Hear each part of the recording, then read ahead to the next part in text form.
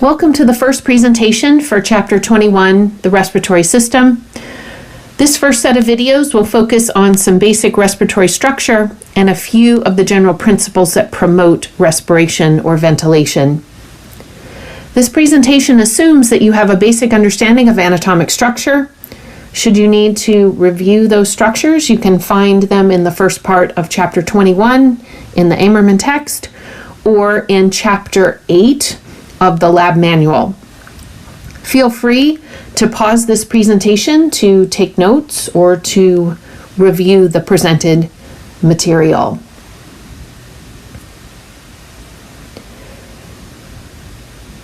If you were to ask someone what the main function of the respiratory system is, you would likely get an answer that involved breathing, and that is certainly important with regards to the respiratory system.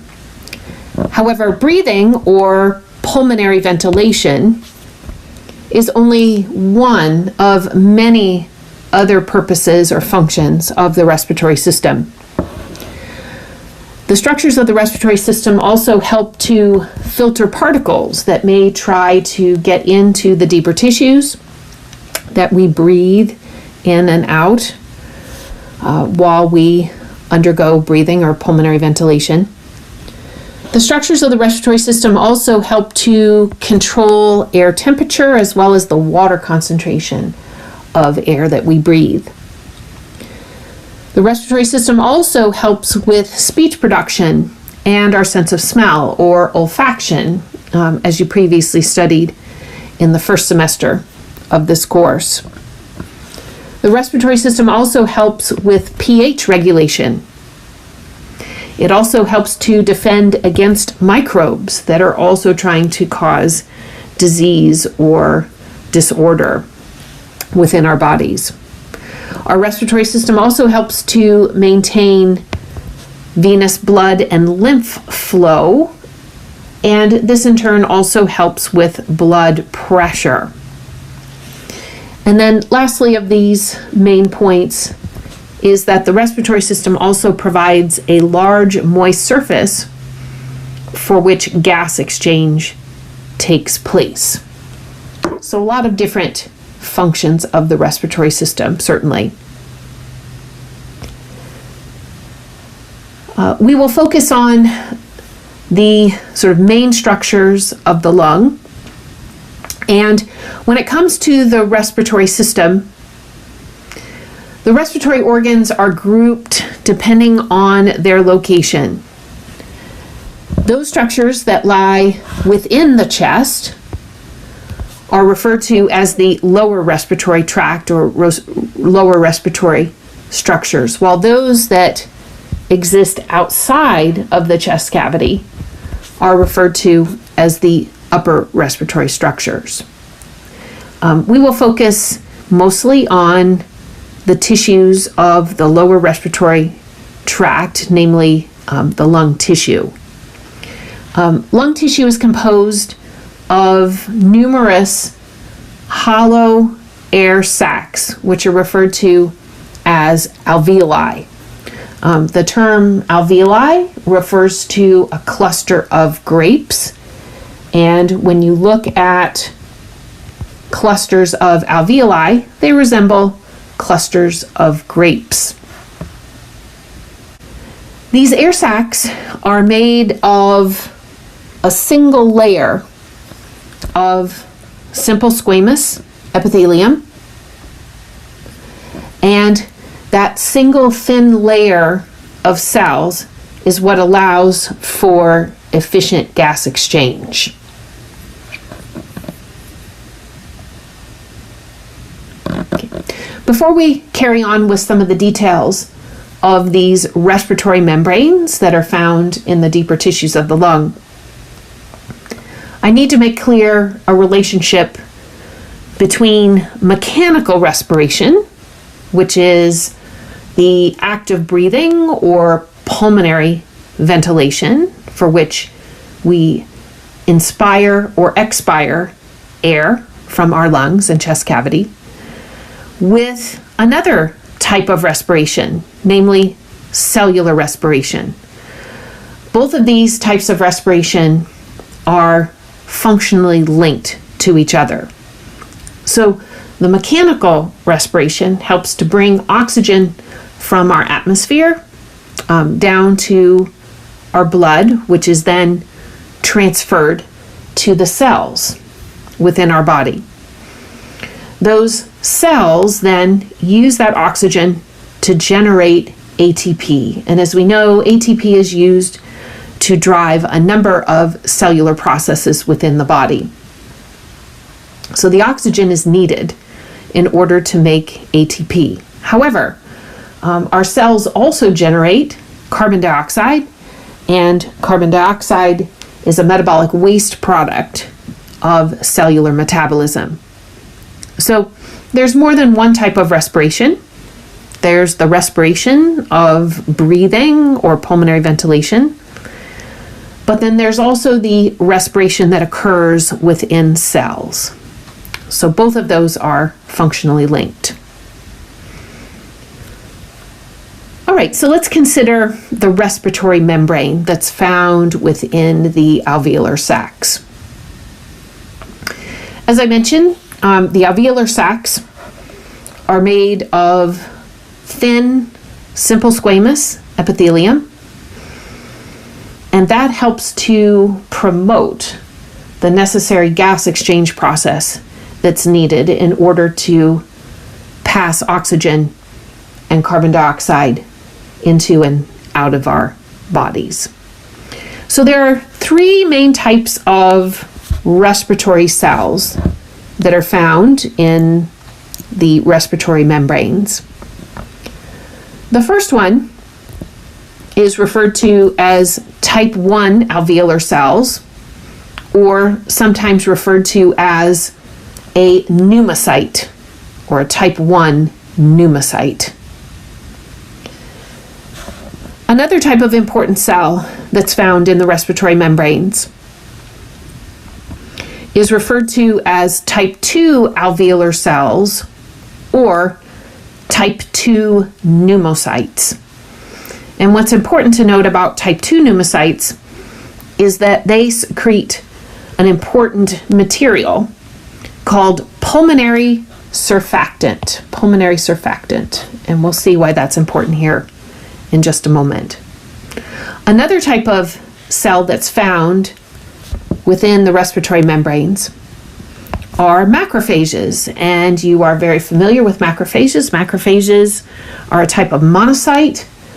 They are a type of white blood cell, and macrophages help to get rid of cellular debris, help to try to trap pathogens that are trying to get into our deeper tissues.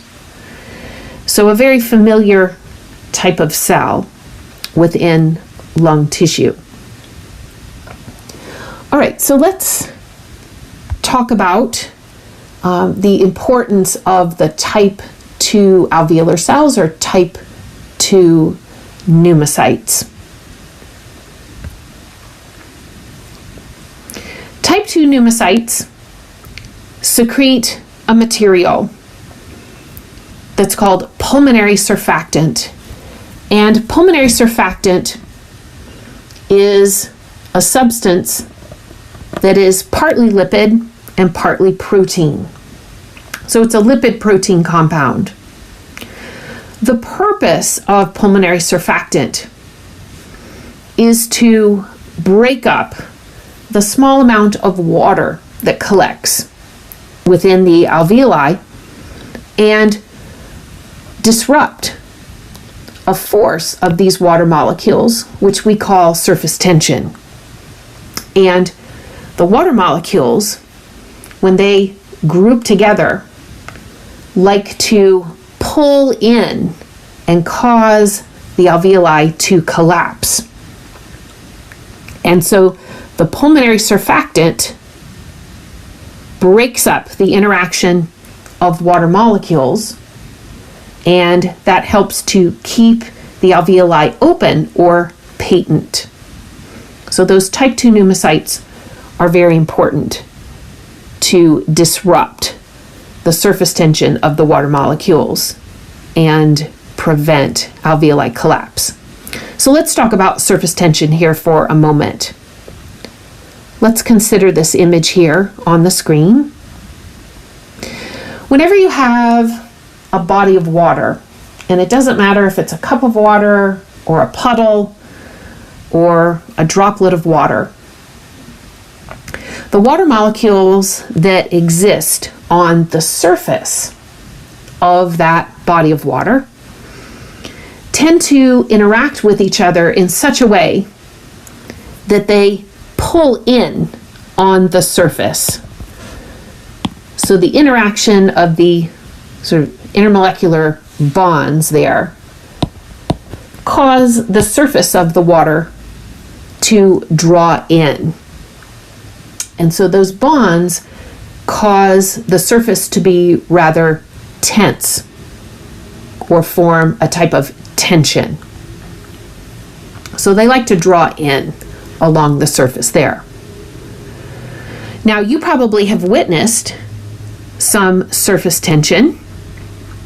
If you've washed your car and sometimes the water beads up on the surface of the car, the beading of the water is an example or an illustration of the surface tension that forms as the water molecules start to pull in to one another. You may have also observed another form of surface tension. If you've ever observed, like in the summertime, a small little water bug kind of sliding across the surface of a puddle or a body of water, the forces that are holding up that little water bug are surface tension. Now, the surface tension is just strong enough to support the weight of a light little water bug. It is not strong enough to support, say, the weight of a human. However, it's the surface tension that is causing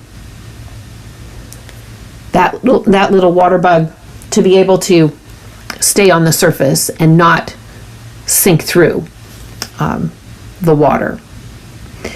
So the pulmonary surfactant helps to break up the interactions of those water molecules and prevent the alveoli from collapsing.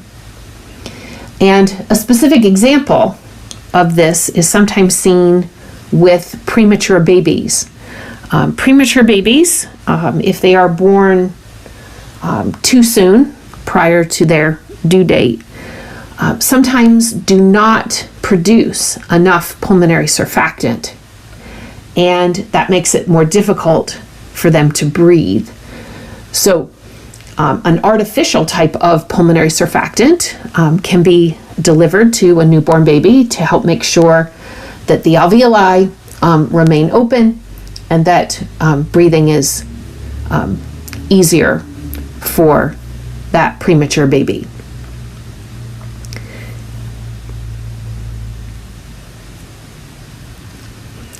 All right, the next topic that I want to talk about here has to do with control of pulmonary ventilation or breathing.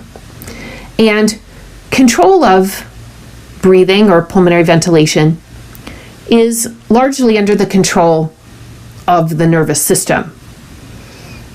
A number of different nervous system elements help to monitor and regulate the rate and depth of respiration.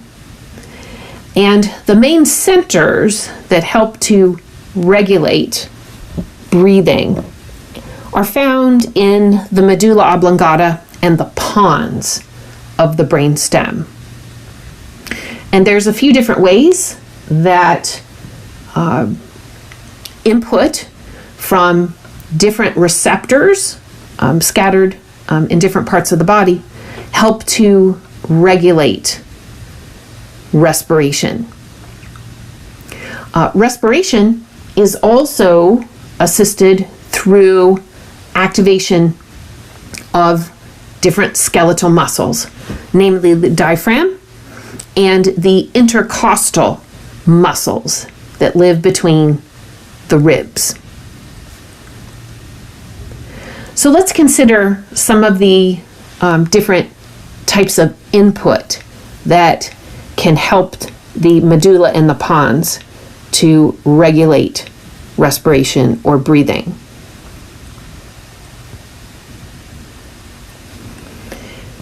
The medulla and the pons receive information from a few different sources.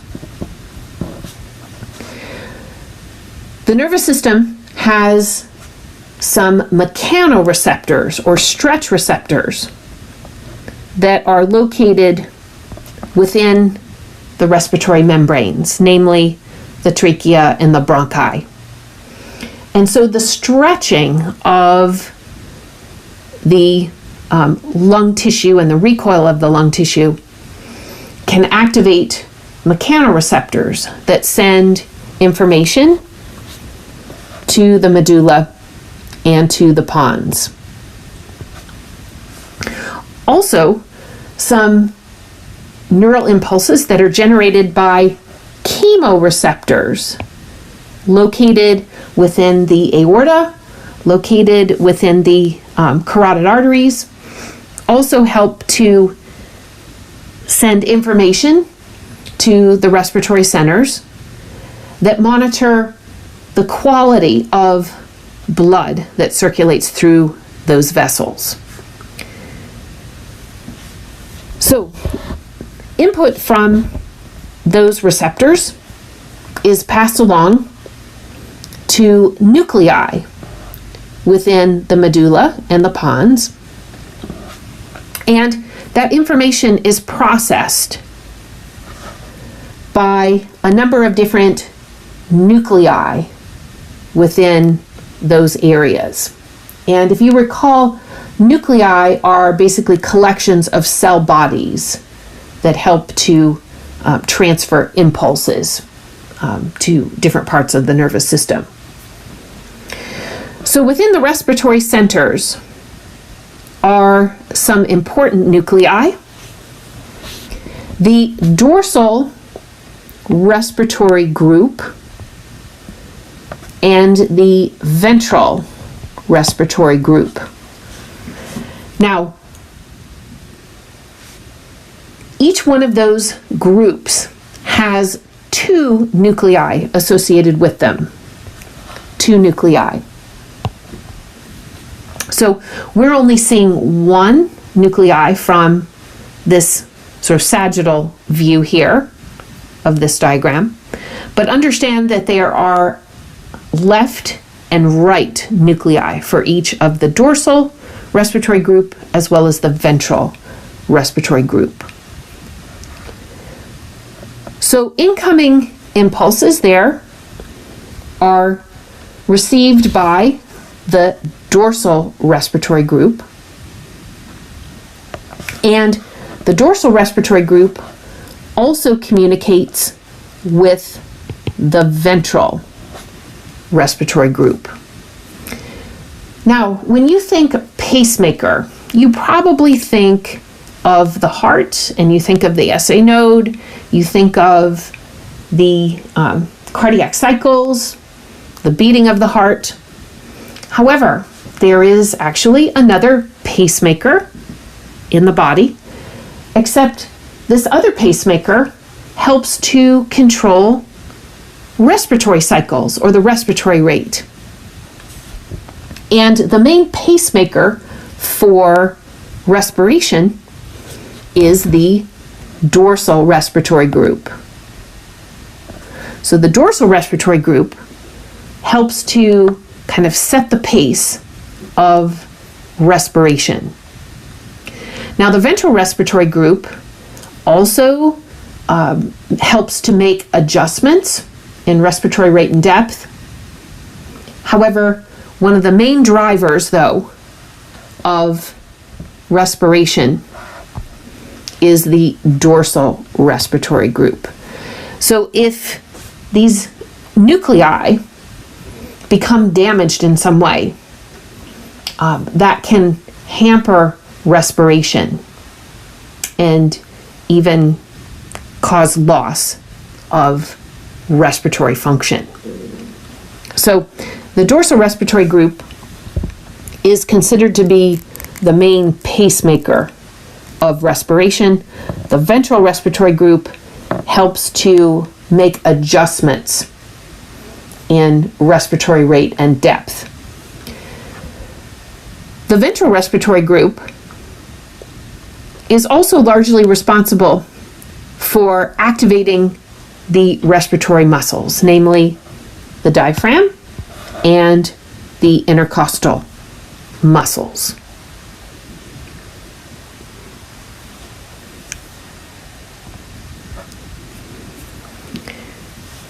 So control of respiratory functions, is under the control of the medulla oblongata and the pons.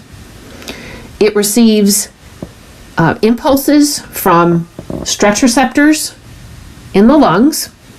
Also, it receives impulses from chemoreceptors, which are monitoring the levels of carbon dioxide, oxygen, as well as the pH of blood, as well as from cerebral spinal fluid as well. Those impulses that are sent to the respiratory centers then help to activate the respiratory muscles, mainly the diaphragm and the intercostals, but also other muscles can also be recruited to help with exaggerated efforts in breathing. So for example, the rectus abdominis muscle can also be activated, the pectoralis minor muscles, even the scalene muscles in the neck. All of those can be activated should extra respiratory efforts be needed. Now, when we talk about inspiration and expiration, inspiration is largely defined as moving air into the lungs or into the thoracic cavity.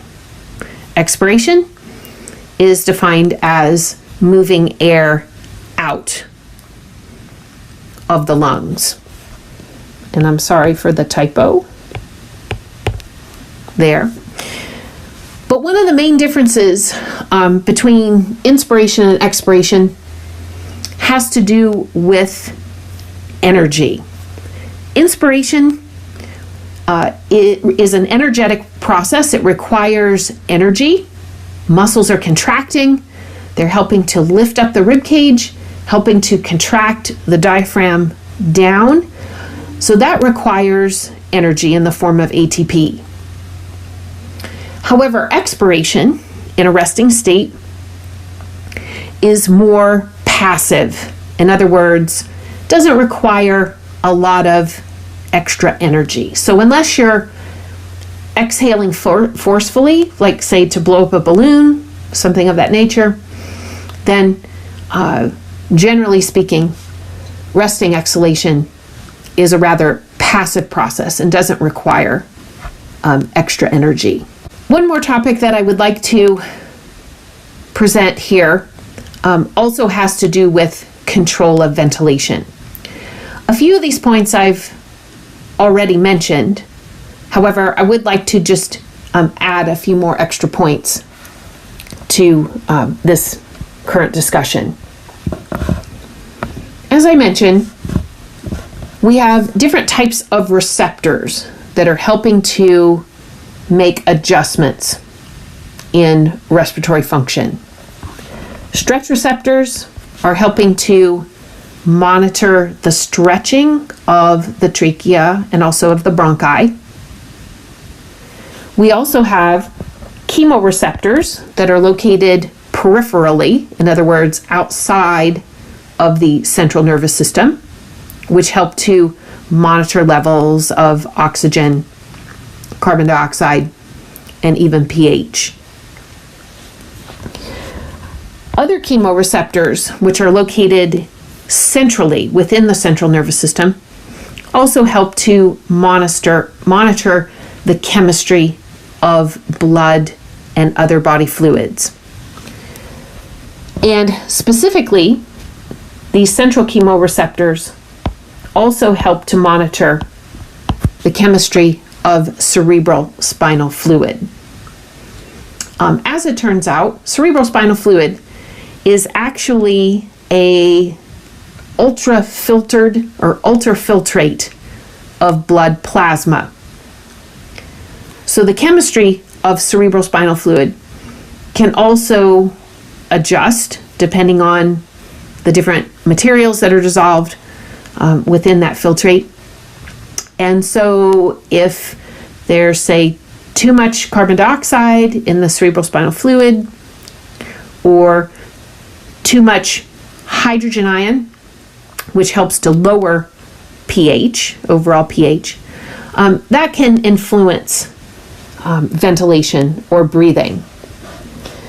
In fact, it can either cause an increase or a decrease in respiratory function,